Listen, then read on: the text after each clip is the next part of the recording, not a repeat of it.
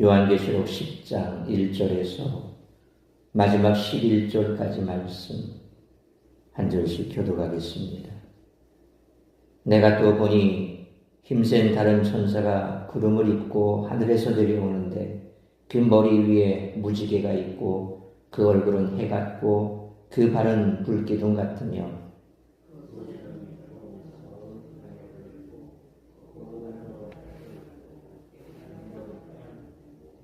사자가 부르짖는 것 같이 큰 소리로 외치니 그가 외칠 때에 7 우레가 그 소리를 내어 말하더라.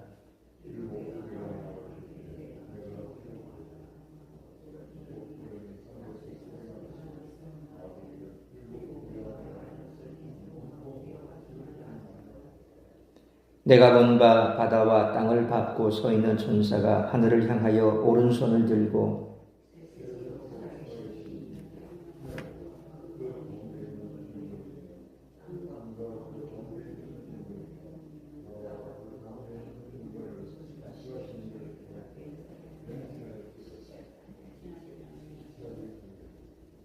일곱째 천사가 소리내는 날 그의 나팔을 불려고 할 때에 하나님이 그의 종 선지자들에게 전하신 복음과 같이 하나님의 그 비밀이 이루어지리라 하더라.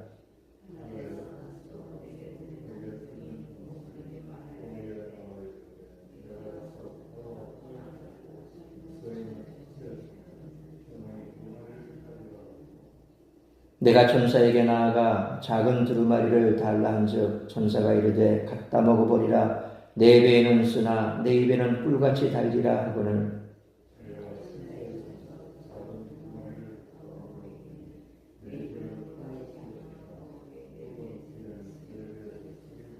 11절 같이 읽습니다. 그가 내게 말하기를 내가 많은 백성과 나라와 방언과 임금에게 다시 예언하여야 하리라 하더라. 아멘. 5장에 봉인된 두루마리는 어린 양이 뜻이지만 오늘 본문 10장의 두루마리는 열려 있습니다. 이는 계시의 점진적 공개성을 암시하는 표현입니다. 그런데 요한계시록의 마지막 장인 22장 10절에는 예언의 말씀을 임봉하지 말라는 천사의 말이 있습니다.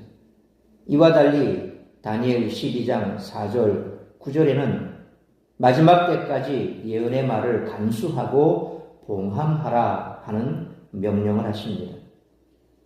하나님께서 천사를 통해 다니엘에게 이와 같은 명령을 주신 이유는 다니엘서 예언의 상당 부분이 사실상 역사의 마지막 때를 살아가는 하나님의 신실한 백성들에게 필요한 예언이기 때문입니다. 다시 말해 그 예언은 다니엘 선지자 개인만을 위해 주어진 것이 아니라 오고 오는 시대 모든 하나님의 백성들, 특히 악이 극에 달하여 세상으로부터 크나큰 박해를 당하게 될 종말의 하나님의 백성들을 위해 주어진 것이기 때문에 그 말씀을 잘 보관되어야 한다는 것이죠. 이런 측면에서 간수하라는 명령과 봉함하라는 명령은 그것을 아무도 모르게 비밀로 지키라는 그런 의미가 아니라 사람들이 함부로 도용하지 못하며 원본의 의미가 왜곡되지 못하게 잘 간수하고 소중하게 잘 보관하여 최종적 구원이 성취될 때까지 지키게 하라는 그런 의미라는 것입니다. 이에 반해 요한계시록의 계시는 기록 당시부터 지금까지 공개된 공공연한 비밀입니다. 따라서 요한계시록의 계시는 오늘날 누군가에 의해 새롭게 드러나는 그런 것이 아닙니다. 전대미문의 계시를 작성하는 사람이 있다면 의심해 보아야 합니다. 하나님의 보복과 계시는 특정 집단에만 비밀스럽게 전달된 것이 아니라 세계 모든 나라와 백성에게 알려진 것입니다. 그래서 항상 이단들을 보면 이 요한계시록을 가지고 자신들만이 그 비밀을 알고 있고 또 그 비밀을 자신들에게 와야 알려주겠다 뭐 이런 식으로 얘기를 합니다. 그런데 그것은 요한계시록이 말하는 그것과는 완전히 차이가 있는 겁니다. 임봉된 것이 아니라 열려 있습니다. 그리고 그것은 지금까지 비밀이 아니라 모든 사람들에게 다 알려진 바요. 또 누구라도 그것을 알아야 될 의무가 있는 것이죠. 그러니까 어떤 특정 집단이 그것을 얘기한다면 그건 백중 이단이라는 거죠. 그 대표적인 거 신천지 아닙니까? 이만희가 자기가 그 하나님의 이 두루마리를, 이 계시의 말씀을 자기만 받아먹었다. 말도 안 되는 소리 하고 있지 않습니까? 그러니까 어쨌든 간에 이 요한계시록이 어떤 집단에 있어서 특별히 자기가 어떤 계시를 받아서 그 계시의 말씀을 어느 누구도 알 수 없는 자기만이 받았다라고 얘기하는 사람이나 집단은 다 백발백중 다 그냥 이단이다라고 생각하시면 된다는 겁니다. 사실 요한계시록이 어렵게 다가온다면 그것은 해석이 어렵다기보다는 공개적이고 명백한 메시지를 받아들이고 실천할 마음의 준비가 되어 있지 않기 때문일 것입니다. 우리는 종말론적 구원과 같은 달콤한 메시지뿐만 아니라 종말론적 환란 같은 쓰기 쓴 메시지도 귀를 기울여야 합니다. 결국 요한계시록은 구원과 심판의 메시지를 어떻게 받아들이는가에 따라 사람들의 운명이 달라짐을 예고하는 책입니다. 다른 모든 성경책이 그렇듯이 요한계시록을 읽으며 취사선택한다는 것은 금물입니다. 어쩌면 이러한 인간의 성정 때문에 요한계시록 말미인 22장 18절로 19절에는 어떤 말씀도 더하거나 빼지 말라는 준엄한 경고가 등장한지도 모릅니다. 성도에게 예언의 말씀에 긍정적으로 반응해야 할 책임도 있지만 그 말씀을 다른 사람에게 다른 사람들에게 다 전달해야 할 책임도 있다는 겁니다. 그러니까 이 말씀은 마지막 때에 있을 말씀이고 또 사람들이 이 말씀에 대해서 어떻게 생각할까 두려워하고 빼거나 하지 않는 그런 일은 있어서는 안 된다는 겁니다. 11장에서 두 증인이 예언하듯이 교회는 하나님의 종말론적 심판과 구원의 메시지를 세상에 선포하는 예언자적인 책임을 진다는 것입니다. 충성된 증인이신 예수 그리스도를 따르는 그리스도인은 순교자 안디바처럼 충성된 증인이 되어야 할 줄 믿습니다. 이제 여섯째 나팔 얘기가 끝났으니 일곱째 나팔 이야기가 나올 때가 되었는데 일곱째 나팔은 11장 15절에서야 등장을 합니다. 잠깐 하던 이야기를 멈추고 다른 얘기가 진행되는 것입니다. 본문은 앞서 예고한 재앙들이 하나님의 백성들을 위협하기 위한 것이 아니라는 사실을 밝히고 있습니다. 따라서 이와 같은 오늘 본문의 말씀을 통해 우리들이 깨달아야 할 것은 첫째로 1절로 4절 말씀처럼 성도의 삶으로 세상 가운데 복음의 비밀을 명백히 드러내야 한다는 것입니다. 일곱째 나팔이 울리기 전 1절 말씀처럼 한 천사가 등장합니다. 힘, 구름, 하늘, 무지개, 태양, 불기둥 이와 같은 것들은 모두 하나님의 영광을 나타내는 표현들로 그가 하나님의 권세를 부여받았음을 우리에게 알려줍니다. 또한 그가 손에 든 작은 두루마리는 5장 1절 말씀처럼 보좌에 앉으신 이의 오른손에 있던 두루마리를 연상시킵니다. 그 천사가 2절로 3절 말씀처럼 바다와 땅을 밟고 크게 외치자 7 우레가 화답하는 모습은 하나님의 뜻이 기록된 두루마리의 내용이 이제 온 땅에 선포되고 있음을 나타냅니다. 고대 그리스 로마인들은 온 우주가 신들로 가득하며 그들이 세상을 통치한다고 믿었습니다. 그리고 황제는 자신의 왕권을 정당하기 위해 신격화 작업을 수행했습니다. 이러한 때에 하늘로부터 내려온 힘센 천사가 땅과 바다에 발을 딛고 서 있고 그가 하늘과 땅과 바다를 창조하신 분이 하나님임을 선언하는 장면은 1차 독자들에게 중요한 의미를 지니고 있었습니다. 역사의 주관자는 바다의 신 넵투누스, 포세이돈이라 그러죠. 이 포세이돈도 혹은 대지의 신은 데메테르도 또 하늘의 신인 제우스도 아니라는 것입니다. 황제도 아닙니다.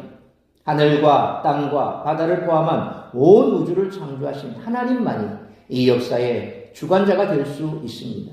이것이 모든 신앙의 출발이라는 것입니다. 그러나 4절 말씀처럼 선포된 그 말씀은 기록될 수 없습니다. 그런데 1장 11절에서 내가 보는 것을 책에 써라. 그리고 1장 19절에서도 내 본 것과 이제 있는 일과 장차 될 일을 기록하라 하는 명령을 이미 받았습니다. 뿐만 아니라 22장 10절에는 이 책의 예언의 말씀을 임봉하지 말라 때가 가까우니라 그렇게 명령하셨는데 오늘 본문에서는 임봉하고 기록하지 말라고 하십니다. 왜 이처럼 대조되는 말씀을 하실까요?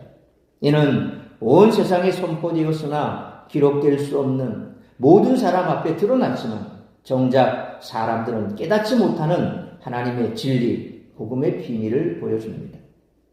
그러므로 하나님의 뜻은 이미 세계 역사와 만물의 이치 가운데 드러나고 있지만 정작 사람들은 그것을 깨닫지 못하므로 예수님의 증인으로서 삶으로 세상 가운데 하나님의 진리, 복음의 비밀을 명백히 드러내는 그런 삶을 살아가는 우리 모두가 되시기를 축원합니다. 두 번째로 5절로 7절 말씀처럼 복음 증거는 교회와 성도들이 마지막까지 감당해야 될 사명이라는 것입니다. 예수님이 사역하실 때에도 그 따르는 자들은 아무리 복음을 들어도 깨닫지 못하는 모습을 보였습니다. 하나님의 진리는 죄인들로 하여금 이사야 43장 8절의 말씀처럼 눈이 있어도 보지 못하고 귀가 있어도 듣지 못하는 그런 자들이 되게 하는 특성을 갖습니다. 정확히 표현하자면 죄인들은 진리를 들을수록 그것을 거부하기에 더욱 어리석어집니다. 우리가 특히 우리 장로교에서 말하는 것처럼 하나님께서 선택한 백성들은 결코 망하지 아니하고 끝까지 하나님이 지켜주셔서 영생에 이르게 되고 하나님께 버림받은 자들은 결국 그들은 버림받아 지옥으로 갈 수밖에 없다. 근데 사람들이 그런 말을 들으면 그렇게 선택받은 사람들이 있고 버림받은 사람이 있다면 그게 어떻게 사랑의 하나님이요 또 공의의 하나님이냐, 자기 뜻대로 자기 마음대로 그렇게 하는 게 어떻게 그걸 정의라고 할 수 있고 사랑이라고 할 수 있느냐. 그래서 그것을 싫어합니다. 그래서 그런 세상 사람들의 말을 귀담아 들었던 또 교단들은 그것에 대해서 변형을 시켜서 인간의 자유의지를 또 거기 더 씌워서 그렇게 얘기하기도 합니다. 그런데 세상 사람들이 뭐라고 하든지 간에 성경이 그렇게 말씀하지 않습니까? 하나님의 택함받은 백성, 하나님이 택했다는 것입니다. 우리에게 있어 구원받을 능력이 있고 우리가 구원받을 자격이 있어서 하나님 앞에 우리가 구원받은 것은 결코 아닙니다. 하나님께서 분명히 하나님의 백성, 하나님의 선택받은 자들을 하나님이 선택하셨고 그들을 구원하신다는 것입니다. 바로 그런 측면에서 구원받지 못한 자들은 눈이 있어도 보지 못하고 귀가 있어도 듣지 못하고 결국 우리가 아무리 구원의 복음을 외쳐도 그들은 거부합니다. 그것을 보면 선택받은 자와 선택받지 못한 자의 극명한 모습이 나타나고 있다는 거죠.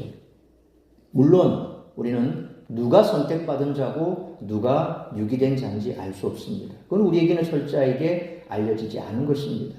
그걸 우리는 알 수가 없습니다. 오직 하나님만 아신다는 겁니다. 그렇기 때문에 그와 같은 상황 속에서 우리가 구원받은 하나님의 백성이 되었다라고 하는 것, 그것만으로도 우리는 감사할 일이지요. 그러니까 우리가 구원받은 하나님의 백성이라고 한다면 이 땅 가운데 여전히 구원받지 못한 자 가운데 누가 버려졌는지 우리는 선택할 그런 판단할 사람들이 아닙니다. 판단은 하나님이 하시고 선택도 하나님이 하십니다. 그렇다라고 한다면 남은 건 뭡니까? 그들에게 복음을 전하는 거죠. 복음을 전해도 끝까지 외면하는 자는 버림받은 자들입니다. 그러나 선택받은 자들은 복음이 들어갔을 때에 그 복음의 메시지를 듣고 돌아온다는 거죠. 그래서 사도 바울이 1차 전도 여행 때 루스드라에 갔을 때 그때 비시디 안독 지역에 갔을 때 복음을 전하니 영생을 얻기로 작정된 자들은 다 믿더라 그랬습니다. 그러니까 복음이 전파됐을 때 선택받은 자들은 그 복음을 듣고 돌아오는 겁니다. 바울이 누가 구원받았고 누가 버려졌고 누가 선택받았고 알고 전했겠습니까? 아닙니다. 바울은 그냥 전했습니다. 그래서 듣든지 아니 듣든지 복음을 전하라고 분명히 성경에 기록되어 있고 바울은 그렇게 외쳤습니다. 그래서 선택받은 자들은 그 복음을 듣고 돌아옵니다. 그러나 분명 성경이 말씀하는 것처럼 어리석은 자들, 선택받지 못한 자들은 끝까지 그 복음을 거부합니다. 하지만 이 천사는 7절 말씀처럼 언젠가 7째 천사가 나팔을 불 때 하나님의 비밀이 이루어지리라 그렇게 선포합니다. 이는 5절로 6절 말씀처럼 천사는 하늘을 향해 오른손을 들고 창조주 하나님께 지체하지 않겠다라고 맹세합니다.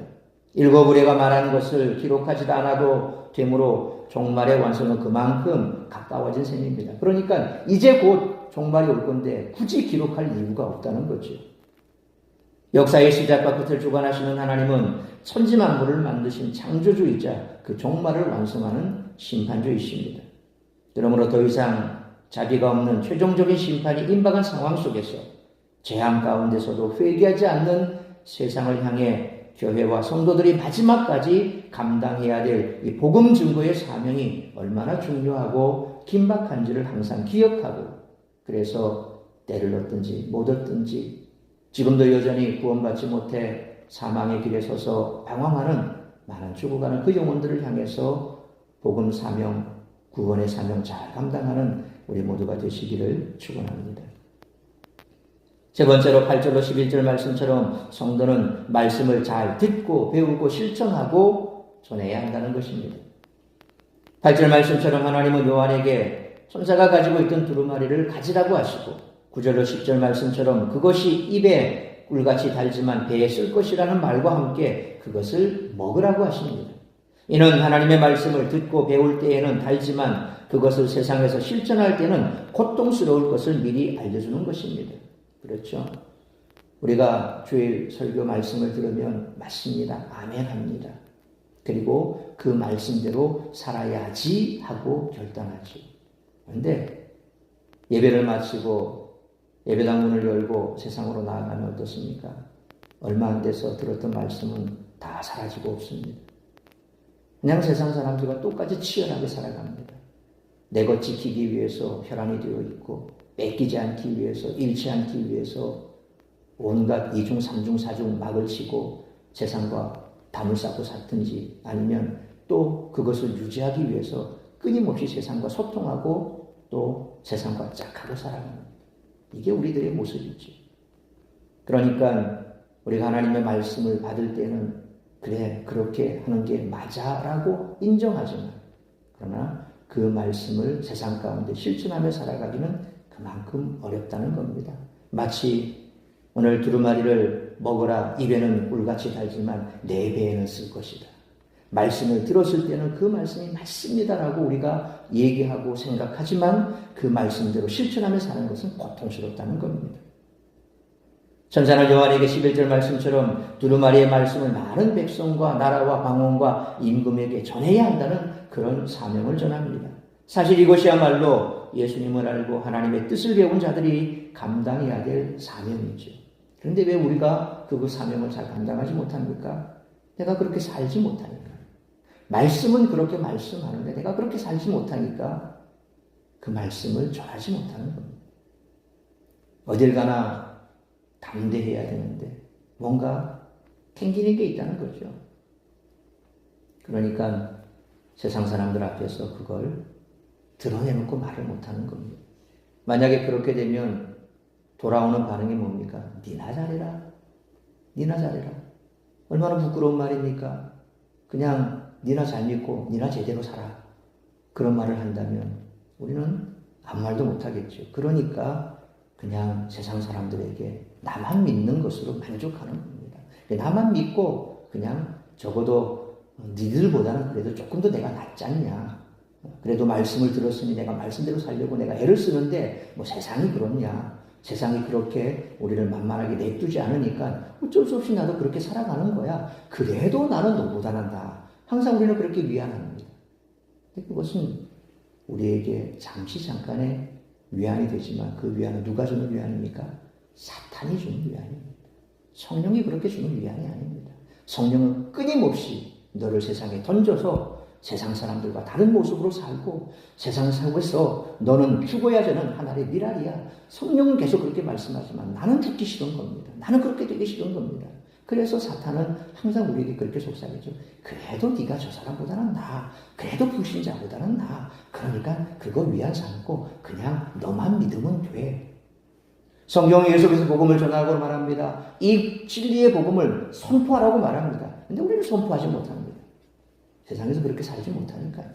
죽어지지 못하니까요. 손해보지 못하니까요. 오늘 마지막 요한계시록에서도 우리가 알고 배우고 또 하나님께서 마지막 때가 가까웠으니 그 배운 대로 실천하고 그렇게 살고 선포하라고 명령하십니다. 그러므로 우리 입에 불같이 단 말씀을 배우고 비록 고난이 함께하겠지만 배운 대로 실천하고 전함으로 일곱 나팔 재앙 앞에서 세상에서 감당해야 할 사명 잘 감당하는 우리 모두가 되시기를 축원합니다. 사랑하는 성도 여러분, 세상의 역사는 하나님의 손에 붙들려 있습니다. 하나님을 거역하는 자, 예수님의 이름으로 인침을 받지 않은 자들은 결국 영원한 심판을 피할 수가 없습니다. 그러므로 성도는 세상으로 보냄을 받아 진리를 전함으로 사람들이 구원 얻는 길을 알게 하는 사명을 받았기에 이 사명을 감당하기 위해 먼저 단 말씀을 늘 먹어야 하며 또 비록 고통이 따르더라도 말씀에 순종하고 복음을 전하는 우리 모두가 되시길 주님의 이름으로 축원합니다. 기도하겠습니다. 걸어가신 아버지 하나님, 은혜와 사랑을 감사합니다. 오늘 이 아침 우리가 마지막 때를 살아가는 우리의 삶을 돌아보며 나의 삶의 모습은 어떠한지 다시 한번 말씀 앞에 서게 하여 주옵소서.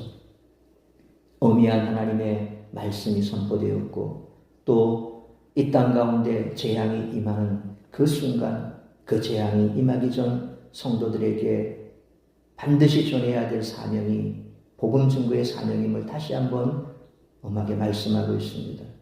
우리는 꿀보다 더 단 하나님의 말씀을 늘 받아 먹습니다.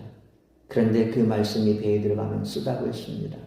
우리는 그 말씀을 달게만 받지 쓴 말씀대로 살지는 않습니다. 다시 한번 이 땅 가운데 우리가 어떻게 살아야 할지 돌아보게 하여 주옵소서. 교회 안에서나 교회 밖에서나 우리의 삶의 모습이 동일할 때 우리는 세상 가운데 바로 이 쓴 말씀을 실천하며 전하는 삶을 사는 자가 될 것입니다. 입에 단 말씀대로 그저 달게만 느끼고 세상 가운데 그것을 행하지 않는다면 결국 우리는 입을 열고 복음을 증거하는 증인의 삶을 살아낼 수가 없다는 것입니다. 말씀대로 받고 말씀 배운 대로 실천하며 신행일치 하는 삶을 살아내는 우리를 통하여 세상은 주께로 돌아올 것입니다. 오늘도 이 땅 가운데 구원받지 못한 수많은 영혼들이 있습니다. 하나님께서 나를 먼저 구원하심의 의미가 무엇인지 오늘 아침 다시 한번 우리에게 물어보고 우리 스스로 답할 수 있는 복된 시간 되게 하여 주옵소서. 그래야므로 주님 앞에서는 그날까지 우리에게 주어진 이 사명 잘 감당함으로 단 한 명이라도 우리가 입술을 열어 구원의 복음을 증거하여 그들이 주께로 돌아오고 우리의 삶이 그들에게 참으로 마지막 때에 어떻게 살아가야 하는 그리스도인의 삶이 정확한 정답인지를 보여줄 수 있는 그런 삶을 살아낼 수 있도록 오늘 이 아침에도 성령의 충만함을 받고 세상 가운데 주의 뜻을 이루어드리는 복된 한날의 삶이 될 수 있기를 간절히 빌고 소원하오며 이 모든 말씀 우리 주 예수 그리스도의 이름으로 기도하옵나이다. 아멘.